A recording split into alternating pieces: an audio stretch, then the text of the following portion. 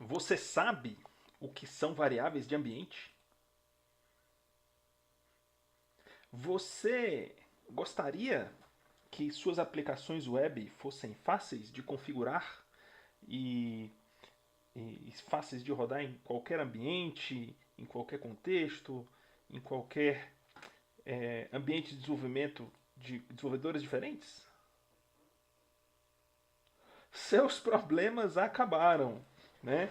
O que você precisa é de variáveis de ambiente, né? Então, para a gente começar aqui falando bem de maneira bem fundamental, aqui bem básica sobre variáveis de ambiente são pares nome e valor, né? Chave e valor que os processos têm, tá? Então, por exemplo, aqui, ó, se eu pegar e fizer isso aqui, ele vai me listar os processos bash que estão rodando. Se eu venho aqui e abro aqui um novo bash e peço para listar de novo, a gente consegue ver que surgiu um novo processo, que é o processo 18.430, que é o bash que está rodando aqui. Tá bom? Esse processo tem um conjunto de variáveis de ambiente. Né?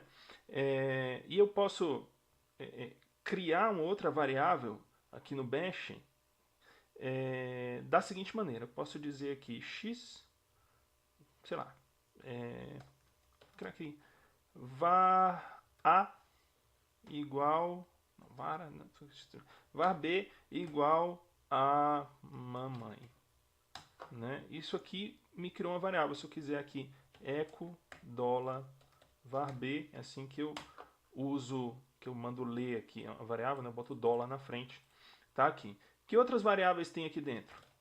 Env, né? Ele lista aqui uma série de variáveis para mim. Então, normalmente o primeiro contato da pessoa com variável de ambiente, o conceito de variável de ambiente, é com uma variável de ambiente chamada APF, né? Que é uma lista de pastas, de caminhos de pasta que o seu interpretador de comandos, no caso o bash aqui, usa para buscar comandos, né? Então, por exemplo, sei lá, eu tenho um comando aqui chamado sublime. Não é sublime, é subli, né? Que ele pega e abre aqui o editor de texto Sublime. E ele está no path, né? Se eu perguntar aonde que está isso aqui, né? Esse subli aqui, na verdade, é um atalho para barra user, barra bin, barra subli. E isso daqui, ele está lá no path, né? Você dá um echo $path, né?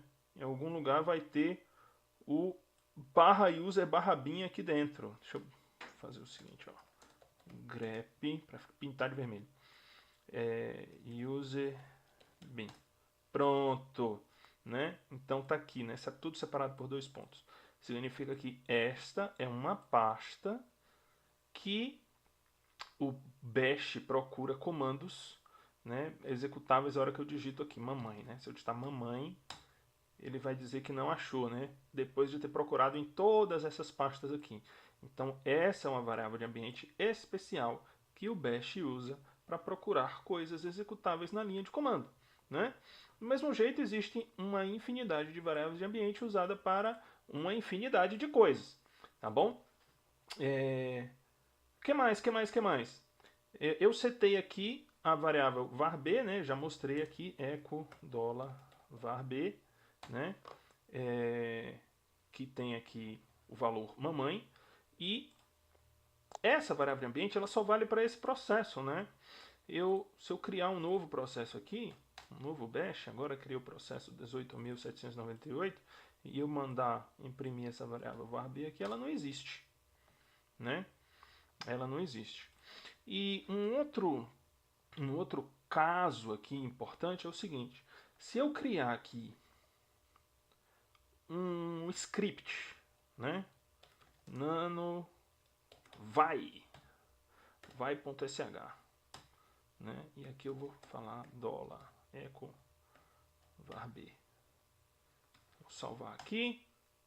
Eu vou tornar esse cara executável. chmod mais x vai.sh, né? Então veja, o que, que tem dentro desse script? Tem esse comando aqui, echo $varb, né? Eu já sei que se eu executar esse comando aqui dentro do meu terminal, ele imprime mamãe. Mas, se eu executar aqui, ele não imprime nada, né? Então é o seguinte, na verdade, quando eu rodo o script desse jeito, ele cria momentaneamente um novo processo, né? Então isso é importante para a gente entender como é que as variáveis de ambiente se comportam. Ele cria um novo processo para rodar esse script, né? Esse novo processo tem as variáveis de ambiente dele e ele vai tentar ler a variável varb, só que não está lá, né? Por isso que isso aqui não imprime nada, a menos que eu exporte a variável varb. Aí ele está lá, né? Então, as variáveis que estão exportadas, né, elas aparecem aqui no env agora. Se eu der um env aqui e procurar o varb, ele vai estar lá no meio. Tem um varb aqui no meio, né? Se não tiver exportado, não aparece. Deixa eu dar um grep aqui. Grep var. Pronto. Varb igual a mamãe. Então significa que os processos que forem criados pelo processo 18.430 terão a variável de ambiente varb igual a mamãe. Beleza? Enquanto isso, outros processos novos continuam sem essa variável setada. Somente os processos filho deste aqui terão. Tá bom? Então, é assim que funciona a propagação de variáveis de ambiente, né? E o que isso tem a ver com desenvolvimento web, né? Isso aqui, pô, entendi como é que o Linux usa, como é que eu posso ter variáveis de ambiente que se propagam, né, para dentro de processos pai, processos filho, tudo mais. O que isso tem a ver com desenvolvimento web? Bom, o desenvolvimento web é o seguinte, né, cara? Você tem aqui uma aplicação web, digamos aqui o Freedom Sponsors, né? Cadê o código? Core não, Frespo, settings. Né? Então esse aqui é o arquivo dos settings do Freedom Sponsors, né? E aqui tem um monte de configuração dessa aplicação web, né?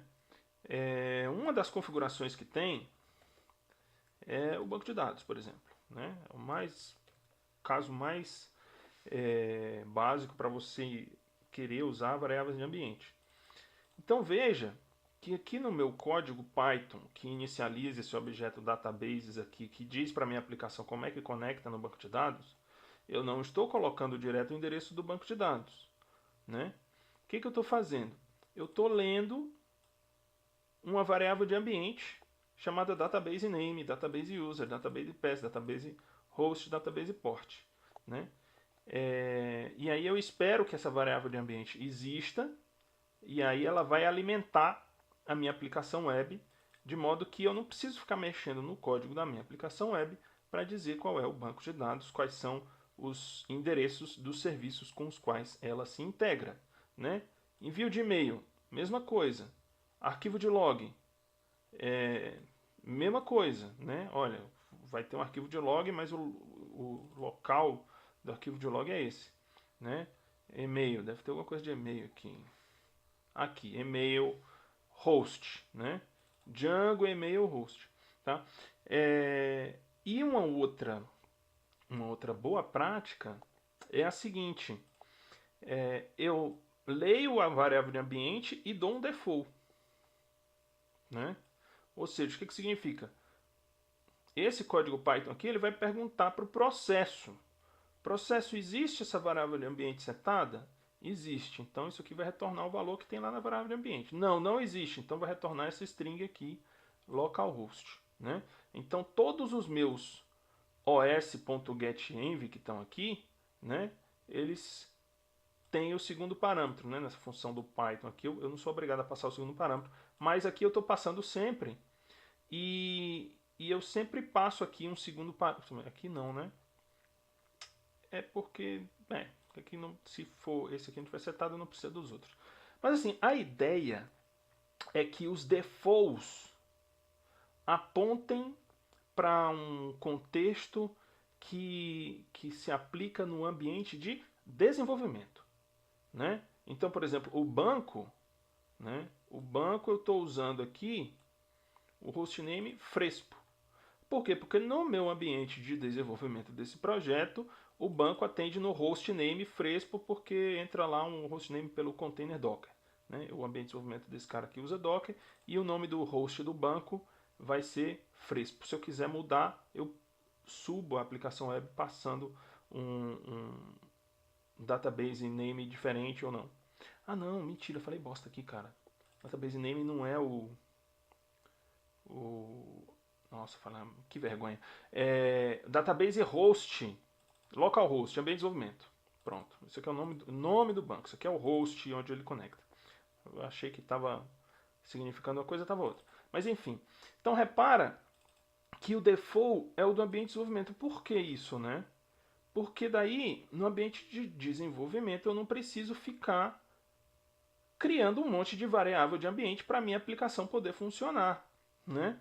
E assim, normalmente em sistemas, principalmente sistema grande, né, com equipe grande trabalhando, a quantidade de ambientes de desenvolvimento é bem maior do que a quantidade de ambientes de produção, por exemplo. Você tem um ambiente de produção, você tem um ambiente de teste e você tem 10 desenvolvedores, então você tem 10 ambientes de desenvolvimento. Então você vai subir muito mais ambiente de desenvolvimento do que ambiente de produção. Portanto, faz mais sentido que seja mais fácil, que precise de menos trabalho de configuração, você subir ambiente de desenvolvimento, você gastar menos tempo fazendo essas coisas, né? Beleza? Então é isso. Use variáveis de ambiente na configuração da sua aplicação web para mapear todas as integrações, principalmente integrações com sistemas externos, né? Banco de dados, serviço SMTP de envio de e-mail, a API do WhatsApp, que você vai mandar mensagem do WhatsApp para o seu usuário, e assim por diante, beleza? Então essa é uma boa prática que depois te ajuda a ter um ambiente mais clean, mais saudável quando estiver lá em produção, porque você vai poder pegar o mesmo código e rodar em ambientes diferentes, simplesmente passando um conjunto de configurações diferentes. Beleza?